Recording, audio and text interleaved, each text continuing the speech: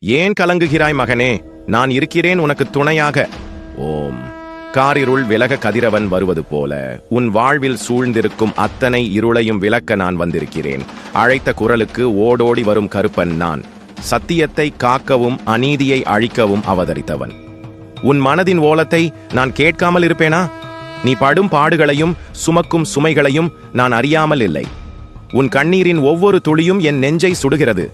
உன்னை கைவிட்ட உறவுகளையும் உன்னை வஞ்சித்த நண்பர்களையும் நான் பார்த்து கொண்டுதான் இருக்கிறேன். கலங்காதே.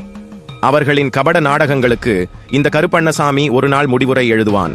சத்தியத்தின் பாதையில் நீ நடக்கும் வரை தர்மத்தையும் உண்மையையும் உன் இரு கண்களாக கொண்டு வாழ். ஒருபோதும் வாய்மையிலிருந்து வழுவாதே. உன்னை நம்பி வந்தோரை கைவிடாதே. உன் வியர்வையில் விளைந்ததை மட்டுமே உன். பிறர் பொருளுக்கு ஆசைப்படாதே.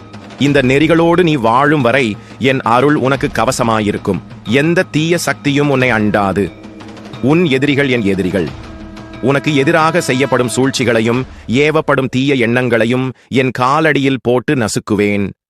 உன்னை வீழ்த்த நினைப்பவர்கள் என்னையே வீழ்த்த நினைப்பதற்கு சமம். என் அறிவாளின் கூர்மையும் என் குதிரையின் வேகமும் அவர்களை சும்மா விடாது. அவர்களின் ஆணவத்தை அடக்கி உன் காலடியில் அவர்களை பணிய வைப்பேன். பொறுமையாக இரு. காலம் சில சோதனைகளை தரும். ஆனால் அத்தனையும் உன்னை புடம் போட்ட தங்கமாக மாற்றுவதற்கே. சோர்ந்து விடாதே. துவண்டு போகாதே.